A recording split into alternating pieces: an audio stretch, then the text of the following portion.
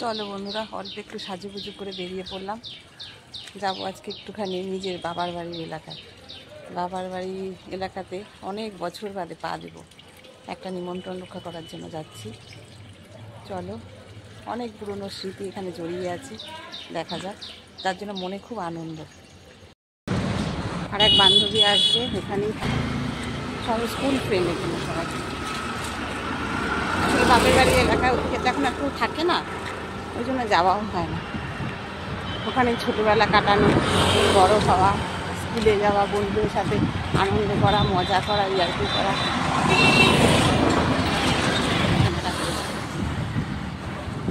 এই দেখো রোড, এই যে সব সাথে এই যে দেখছো, এটা হচ্ছে পুরো এয়ারফোর্স ব্যারাক। ভিতরে স্কুল, কেন্দ্রীয় বিদ্যালয় সমস্ত কিছু রয়েছে। এই দেখো বন্ধুরা, কি সুন্দর গাছে কুমড়ো। আমার এক বান্ধবীর দাদার বাড়ির ছাদে। মা, কি সুন্দর লাগছে দেখুন। এই দেখো, বাহ, খুব সুন্দর। গাছটা ছোট কিন্তু কুমড়োর সাইজটা খুব ভালো। এই যে সব বান্ধবীরা, খুব সুন্দর। এই গাছ থেকে এখনো কাটা হয়নি। এই যে এই যে এই যে মা,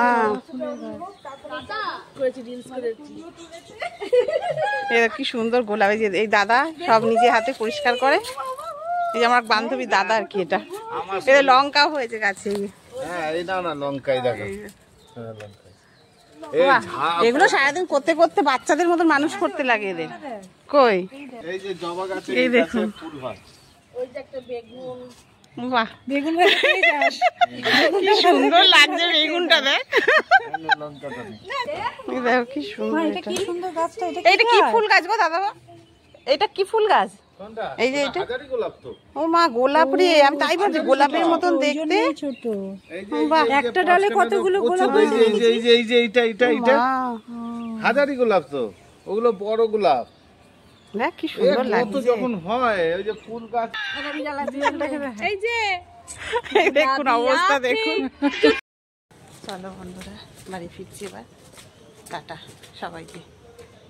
বাড়িতে ঢুকে গেলাম। চলো, ব্লগটা আমি এখানেই শেষ করলাম। অনেক স্মৃতি নিয়ে, অনেক আনন্দ, অনেক কিছু কী বলবো, ফিলিংস, পুরনো অনেক ফিলিংস, সমস্ত কিছু নিয়ে এবার ফিরে যাই বাড়ি। চলো টাটা, আজকের মতো শুভরাত্রি সবাইকে। যে কুমড়োটা দেখাচ্ছিলাম দাদাভাইদের ছাদের বাগানে লাগিয়েছে, ছাদ বাগানে, সেই কুমড়োটা কেটে আমাদের বন্ধুদের আবার সবাইকে এক ফালি করে দিয়েছে দাদা। এই দেখো, গাছের জিনিসে দেখো, আমরা সবাই কিনে খাই, তবু গাছের জিনিসের একটা মজাই আলাদা।